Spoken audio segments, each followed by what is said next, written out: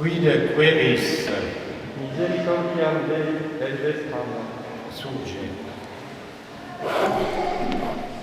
Frère, c'est la première profession dans cette église consacrée à Notre-Dame du Rosaire.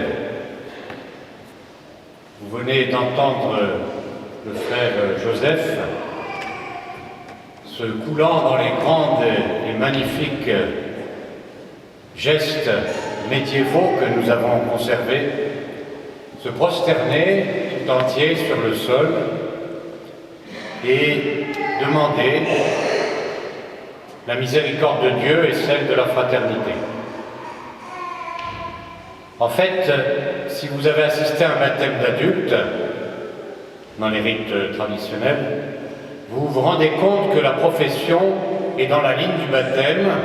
On tourne le dos à l'Occident, qui symbolise Satan, et on se tourne vers l'Orient, qui symbolise le Christ. Et dans la symbolique qu'a conservé notre tradition dominicaine, trois éléments sont à relever dans ce renoncement à Satan pour se consacrer davantage au Christ. Par les trois vœux, nous renonçons à trois éléments qui sont bons en eux-mêmes, les biens temporels, le bonheur conjugal et les biens affectifs qui vont avec, et puis l'autonomie dans l'existence. Tout ça est de soi bon, mais c'est blessé par le péché. Et de fait, la blessure du péché originel explique que ces trois choses peuvent être pour nous l'occasion d'un rapport déréglé au monde par le matérialisme, rapport déréglé à la vie par l'hédonisme, recherche désordonnée du plaisir, et rapport désordonné aux autres par l'égocentrisme, par l'égoïsme, dans un exercice désordonné du pouvoir. Et le frère, en se prosternant, vous avez remarqué qu'il a demandé, il s'est prosterné, c'est qu'il s'est mis à plat par terre, ce qui est assez étonnant quand même. On avait autrefois ici un cuisinier agnostique qui refusait d'assister à nos professions et aux vêtures parce qu'il trouvait que c'est scandaleux qu'un homme se mette sur la terre. C'est assez stimulant comme réflexion. C'est pas une position habituelle. Mais cependant, c'est une position vraie. Il se met sur le sol, devant Dieu, dans son sacrement, et fait une demande. C'est-à-dire pour réagir contre le danger d'un rapport inadéquat et pervers au monde, le matérialisme, théorique ou pratique. Habituellement, chez les chrétiens, c'est plutôt du matérialisme pratique. Il fait un geste de vérité. Qu'est-ce qui signifie dans ce geste? Eh bien, ce qu'il est lui-même, ce que vous êtes, mes frères, ce que nous sommes. C'est qu'il y a des gens qui sont des créatures qui viennent de Dieu, qui n'ont par eux-mêmes que quelques biens prêtés pour un temps plus ou moins long, et qui surtout ont besoin de la miséricorde. L'infinie misère de l'homme a besoin de l'infinie miséricorde de l'homme. Donc c'est très beau, parce que dans ce geste, il signifie son vœu de pauvreté, qui est implicite dans notre formule dominicaine qui condense les trois aspects de la consécration religieuse en une seule demande, une seule promesse. Donc il signifie son vœu de pauvreté par lequel il va toute sa vie, parce que la profession, même perpétuelle, c'est le début d'un chemin. Il va tâcher de passer du cycle effréné de l'avoir à la possession paisible de l'être. Et c'est pas facile. C'est un combat. C'est pour ça que nous avons un ensemble d'observances éprouvées depuis les pères du désert et la grande tradition canoniale et celle des frères mondiaux. Donc il y a quelque chose de très beau. Le frère a essayé de mimer en quelque sorte comme les prophètes de l'Ancien Testament qui mimaient leur prophétie. Il a mimé en fait la réalité de ce que vous êtes, de ce que nous sommes. Mais il l'embrasse, c'est-à-dire qu'il la reconnaît dans la vérité. Vous voyez, je remarque que nous sommes des apôtres, donc nous fréquentons des gens de toutes sortes de catégories, et même des gens très riches. Et ce que je remarque, c'est que pour beaucoup d'entre eux, très riches intellectuellement matériellement, eh bien, il y a une espèce de rotation qui n'en finit jamais. C'est qu'ils sont continuellement dans quelque chose qu'ils ont poursuivant une autre chose. Pas tous, hein, mais quand même, à cause du péché, notre Seigneur nous a avertis de ce grand danger. Et donc le frère, vous voyez, se rend compte et vous signifie, c'est un message qu'il vous envoie, hein, et qu'il envoie à ceux d'entre vous qui ont leur vie devant eux, qui sont libres. Il faut s'interroger, on ne le fait pas assez une fois dans sa vie, savoir qu'est-ce qu'on va en faire. Hein. Qu'est-ce que tu as jamais quitté pour le Christ? C'est un de nos pères, je crois que c'est Réginald d'Orléans, qui a eu cette apparition du Christ, alors qu'il était là avec sa prébande bien riche de chanoine d'Orléans. Qu'est-ce que tu as jamais quitté pour le Christ? Ben, posez-vous cette question, qu'est-ce que vous quittez? Qu'est-ce que vous êtes prêt à quitter? Et si vous êtes disponible, est-ce que le Christ ne vous demande pas de tout quitter d'ailleurs? En fait, c'est dans vos mains. Hein. Le sacerdoce, c'est l'évêque qui appelle, mais la vie religieuse, c'est d'abord la personne qui se présente. Bien sûr, le supérieur discerne, mais c'est assez différent.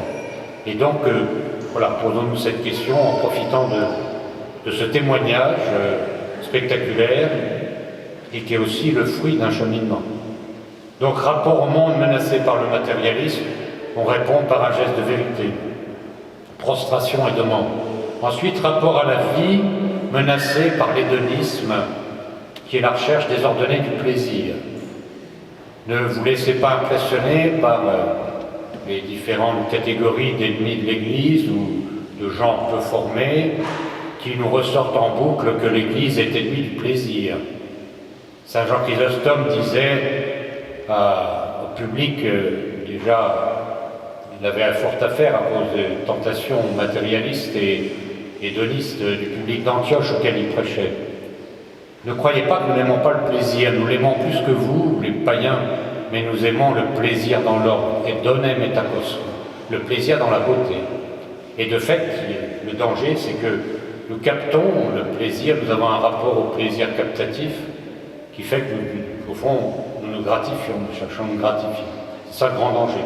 Et donc le frère répond en mettant les bras en croix, comme le Christ et comme je vais le faire tout à l'heure, après la consécration, dans le vieux rite dominicain, c'est dans le rite cartusien, on met les bras en croix pour signifier que ce qui est sur l'autel, c'est le Christ crucifié et glorieux, certes, mais dans son état d'oblation crucifié.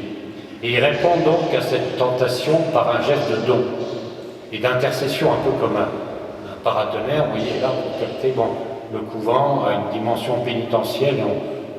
Voilà, on est là aussi pour attraper les souffrances des autres et pour les donner au Christ dans l'amour. Parce que c'est tellement laid, hein, une souffrance qui n'a pas de sens. Hein. Nous voyons dans notre ministère. De toute façon, elle est là, vous pouvez courir très vite, hein, même si vous êtes champion du monde de course de fond, elle vous rattrape. À un moment donné, par de votre vie, une trahison, un cancer, un décès, une faillite, hein, une guerre, une mort, une bombe qui arrive. Nous savons dans des pays où c'est comme ça. Donc elle vous rattrape, et qu'est-ce que fait le religieux? Ben, il l'embrasse.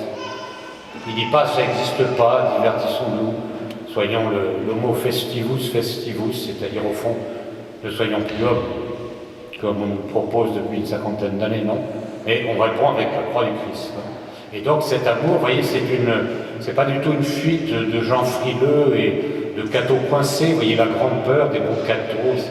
Si on fait trop de pénitence, on va nous cataloguer. Si on s'habille correctement, comme doit le faire tout homme, spécialement le dimanche, hein, pour le jour où le Christ est ressuscité, c'est pas un petit événement. Donc, je suis pas en jogging, je viens, voilà. Mais non, parce que j'ai peur d'être un catho coincé. Bah, vous êtes seulement quelqu'un qui a mal réfléchi. Ouais, faites une retraite, faites des exercices Saint-Ignace, faites la retraite du rosaire, faites quelque chose, bougez-vous pour vous rendre compte que vous êtes en dehors du vrai. Parce que c'est pas du tout être catho coincé que précisément de rentrer dans la noblesse du catholicisme qui est une question de don. Le dimanche, c'est quelque chose qui est donné au Seigneur. Donc nous sommes spécialement attentifs à ça. Et donc dans cette position, et qui est tournée vers l'Orient, hein, qui traditionnellement est le lieu de la venue du Christ, hein, c'est pour ça que l'Église, nous avons fait beaucoup d'efforts pour que, malgré une topographie un peu délicate, qu'elle soit orientée. C'est que c'est le lieu du soleil victorieux du Christ. Hein. C'est là où il se lève. Et donc son geste est à la fois l'ouverture de l'amour à l'universel. Ne croyez pas que le religieux, c'est quelqu'un qui est égoïste dans son coin, qui veut qu'on ne le dérange pas, qui se met sur la liste rouge. Alors, nous n'y sommes pas vraiment sur la liste rouge. Hein. C'est pour avoir du temps pour bouquiner des choses intéressantes. Parce C'est un aspect très secondaire. En fait, le religieux, si vous voulez, étend son amour à tout le monde. Et grâce à l'apostolat, nous voyons bien que nous pouvons atteindre des gens que si nous avions une situation, un métier, une famille, nous ne pourrions pas atteindre aussi bien. Que ce soit dans le TGV, dans le RER, sur les routes du Liban, ou dans les plaines plus ou moins glacées du Québec, on atteint des gens, on voit des gens qu'on n'aurait pas vus. Et puis des gens qui viennent vers vous, parce que précisément, en blanc et noir, on est repérable, assez facilement. Et puis ils se disent, tiens, celui-là, il va peut-être m'écouter, que ce soit des musulmans, des bouddhistes. Donc c'est un amour qui s'étend, oui. Et il s'étend à une dimension universelle, et c'est pas facile de réussir l'amour. Et précisément, le religieux est celui qui toute sa vie lutte pour réussir un amour véritable. Alors c'est un combat, vous le savez, vous qui êtes mariés ou qui travaillez pour garder une amitié menacée, c'est un vrai combat. Et il faut une grande maturité pour se hausser vers une réussite toujours menacée. Et il se tourne vers l'Orient parce que c'est une anticipation. Et il essaye de faire sur la terre ce que les saints d'aujourd'hui de la fête font au ciel, un amour universel pour les élus et pour l'Église militante qui se prépare à l'élection, donc anticipation des épousailles éternelles. La chasteté, de même que la pauvreté du Christ nous rend riches, la chasteté du Christ nous rend féconds, et je dois témoigner, moi et les frères anciens, nous pouvons témoigner que c'est bien ainsi. Que certainement, avec les différentes choses que la Providence a permis que réalise la vie religieuse ici, il y a une fécondité surprenante qui a jailli. Voilà. Donc remercions le frère Joseph de s'engager dans cette voie d'un amour qui tourne à l'universel et à l'éternité. Et c'est beau en même temps, c'est très beau. Et enfin, il y a un troisième rapport qui est menacé, c'est le rapport aux autres. C'est quelquefois les cathos ont une description un peu bisounours, enfin je ne sais pas comment dire, un peu drôle, quoi. C'est pas évident d'aimer l'autre, enfin. Moi, j'ai jamais trouvé ça tellement évident. Et avant ma conversion, j'étais plutôt d'accord avec Nietzsche, quoi. L'amour de l'autre est impossible. Alors, quand on est tombé dedans, étant petit, catho, voilà, on vit l'amour avec le Christ, mais c'est précisément avec le Christ. Alors là, c'est un miracle. Aimer l'autre en tant qu'autre, en tant qu'image du Christ, en tant qu'une autre reflet du Christ, ça c'est un miracle. Ça c'est le christianisme qui le fait. C'est pas sorti du cerveau même de génies comme Einstein ou Schrödinger, qui pourtant sont des gens tout à fait admirables à beaucoup de rapports. Alors qu'est-ce que fait le frère justement pour réagir contre le rapport de manipulation? Parce que réfléchissez, très souvent notre rapport à l'autre c'est une manipulation. Vous voyez, qu'aujourd'hui on a une société qui fabrique assez bien les narcissiques, hein, plus ou moins, voilà. Tout le monde n'est pas narcissique, hein, c'est mieux, enfin, il y en a un certain nombre. Alors on manipule, voilà, voilà. Ben non, il faut passer de la manipulation au service. Et pour ça, il faut accepter la médiation. La médiation d'un mariage avec une seule femme toute la vie, d'une seule vie, de communauté religieuse, de profession perpétuelle toute la vie, un seul sacerdoce toute sa vie au service des fidèles. Voilà. Et c'est une médiation, hein. C'est s'engager. Et c'est comme ça que la liberté est fécondée. C'est pas en disant je vais rester comme ça pendant jusqu'à 35, 40 ans, à savoir qui je vais choisir, qu'est-ce que je vais faire, machin, de toute façon je suis pas libre. Mais c'est là où tu n'es pas libre. Tu es totalement immature, tu flottes, tu es inutile, à quoi sers-tu? Qu'à te regarder le nombril pour savoir la maximisation de jouissance de ton existence, c'est nul, excusez-moi. Enfin, voilà, je vous trouve un petit peu, parce que c'est peut-être l'occasion aussi, hein. C'est pas très courant une profession perpétuelle. Hein. Alors le but, précisément, c'est de prendre une médiation. Qu'est-ce que va faire le frère, là? Il va se mettre les mains comme ça, je vais mettre mes mains autour, et en dessous, il y aura le livre des constitutions, longuement élaboré avec des textes, certains sont très anciens, qui remontent à toute notre sagesse. Et il va promettre de rentrer dans la médiation de la fidélité à Dieu, à la Sainte Vierge, à Saint Dominique et à son prieur. C'est-à-dire moi et puis des gens qui ne sont peut-être pas encore nés. Hein, parce que voilà. Parce qu'avec les antibiotiques, un religieux, surtout qui mène une vie un peu saine, ça peut vivre très longtemps, donc on n'y connaît pas son futur supérieur. Donc on dirait c'est un petit peu gonflé, non? Pourquoi il fait ça? Parce qu'il est fou? Bah, nous justement on a fait attention à l'examiner, mais s'il était fou on ne l'aurait pas reçu.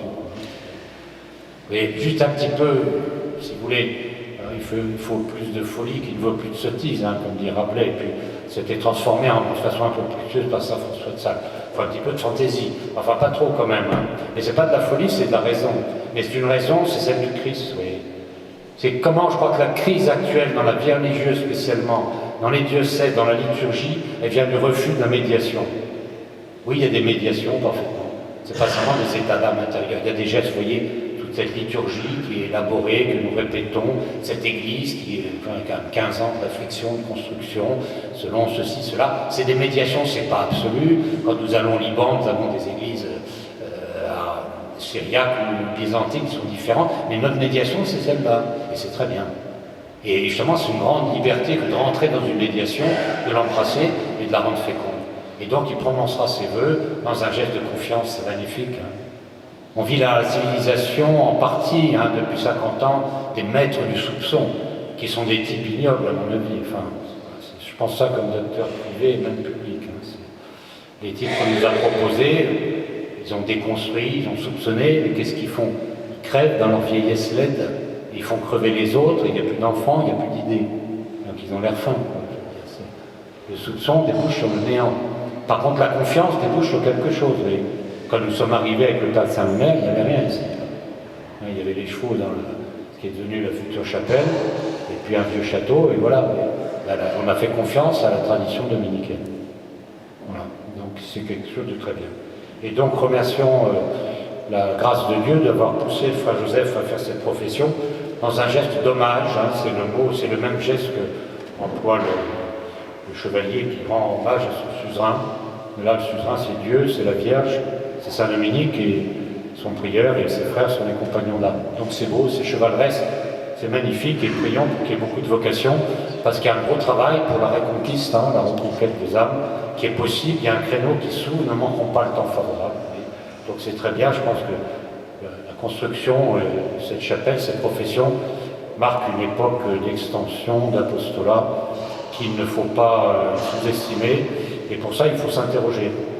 Dans quelle mesure moi, qui assiste à cette profession, je suis de la famille ou les amis du frère Joseph, est-ce que j'ai quitté quelque chose pour le Christ?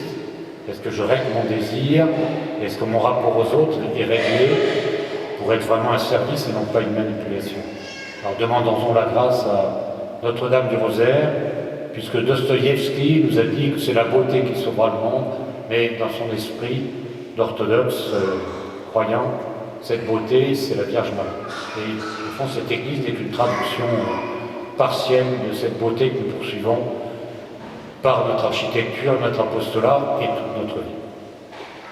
Visergo observare omnia predicta propositur, Dominus vincepit ipse perficit.